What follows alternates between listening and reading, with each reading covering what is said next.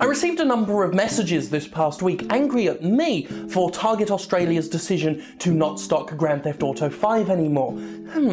Apparently the logic is that because I once said that Anita Sarkeesian won't take your video games away from you, because she won't, that somehow makes me complicit in the decisions of two corporations in another country.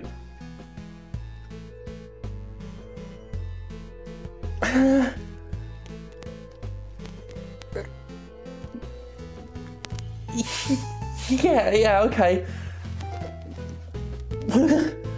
So in Australia, neither Target nor Kmart will stock Grand Theft Auto 5 anymore, following a petition signed by over 45,000 people, and everyone's shouting about it.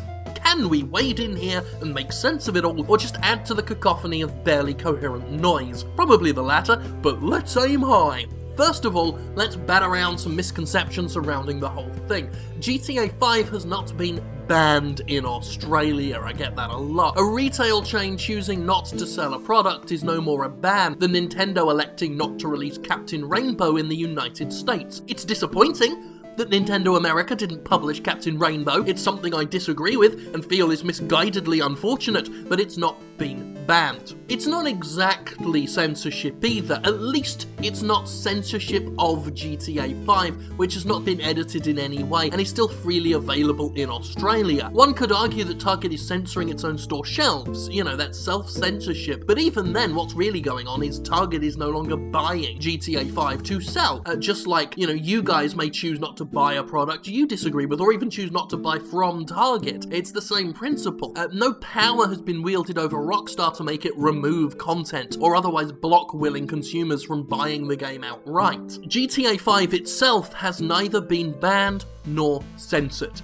Two stores are not stocking it, and stores don't stock products all the time. Just recently in America, Toys R Us responded to a controversy by pulling Breaking Bad action figures from its shelves. Again, those figures are available elsewhere. They sell them in an embarrassing, ironic baseball cap store in my local mall. Action figures have not been taken away from us because one store pulled a particular toy line. Similarly, video games have not been taken from us because two stores in Australia won't stock one. They're not banned, just like Captain Rainbow isn't banned. Captain Rainbow would have been really cool to play, and I never played it. I want to play Captain Rainbow. Fact is, I see why Target Australia did it. Corporations don't stand by products, they rarely stand by anything, and they'll jettison a product if it's good PR for them. Target projects the image of the family-friendly store. It's where you go when new Transformers and Mario toys are due to be released and there's a chance they're being sold early there. Unlike some suggest, I don't even think it has much to do with GTA being a video game. It has to do with it being an infamous video game, a big deal, a massive media highlight. Again, just like the Breaking Bad toys, it's pulled because it's famous more than for what it is, which if anything is a compliment. When people kick up a stink about you being sold at a major retailer, you damn well hit the big time. Unlike Captain Rainbow, which has never been given an Australian release. All that said, however, I do disagree with Target pulling the game, even if I get why. First of all, the petition itself was somewhat disingenuous by claiming you're incentivized to hurt women, a claim that's not only wholly unnecessary in a game that courts enough controversy without embellishment, but plays to the old killer prostitute for points rhetoric that got old in the early 2000s. Second, it's silly selective. To bring up the Breaking Bad toys again, I can go into a Toys R Us today and buy a Freddy Krueger figure, a plastic figurine of a child murderer, and I can go into their game section and get any number of games packed with drug references and other adult material, but because the average schmo has heard of Breaking Bad, that gets singled out as something corporations should be policing, so customers, most obviously parents, don't have to have any responsibility. Similarly, I could go to Target and get any number of films and games that contain similarly distasteful content, but because GTA 5 was famous, and famous for being already infamous, it got selected, which lets you know this isn't about us regressing to an age of video games getting censored. It's the old status quo of publicity being king. By the same token, if you're not a famous game, like say, I don't know, for example, Nintendo Japan's Captain Rainbow for the Wii Home Entertainment console, you're lucky to get any attention at all.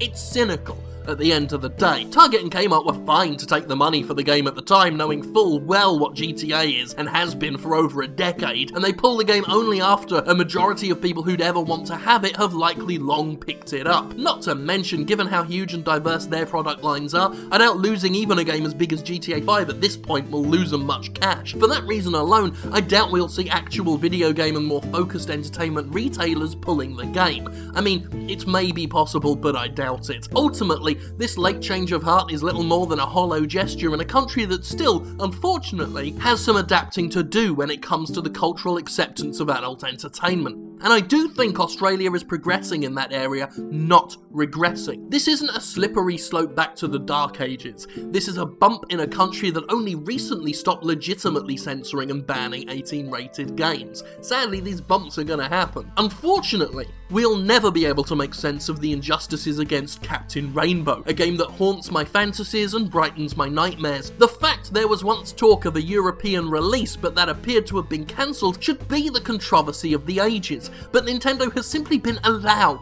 to continue the business of not localizing Captain Rainbow. We could have been transported to a mystical island to hang out with Little Mac, Birdo, and the Famicom Wars soldiers from Famicom Wars. That we haven't, that we can't, is the great American tragedy. In conclusion, that's why I think Captain Rainbow should be given a US HD re-release on Wii U. Thank you. Now I know what you're thinking. You're thinking, Jim, that was insightful, that was brilliant, you were able to put your point across on a controversial and complex subject without coming across like a dozy penis. Where can we get more of your fantastic thoughts? I'm so glad you asked. You can check me out at thejimquisition.com. Do put in thejimquisition.com, not just Jimquisition. I think I've warned you all before, but I have to warn you again. Jimquisition.com is all about hentai for some reason, but you can look at that, and you can also check out the Podquisition, which is a Jimquisition podcast. Search for Jimquisition on iTunes, or go to Jimquisition on SoundCloud, or just look at it on thejimquisition.com. Co-hosted by Miracle of Sound, Gavin, who you know I had the pleasure of working with at The Escapist, and freelance journalist Laura Kate, who has a podcast about arses, which is awesome. So that's cool, and it's been very popular. People have been enjoying that podcast, so you can check that out. And that's that. I'm going to go play some video games, I guess, playing that Dragon Age Inquisition. I've got a really big hammer in it, literally, not a penis thing. I've said I had a big hammer last night, and everyone thought I was talking about a penis thing. You know, mine's more like a nail file than a hammer. Thank God for me. Ooh.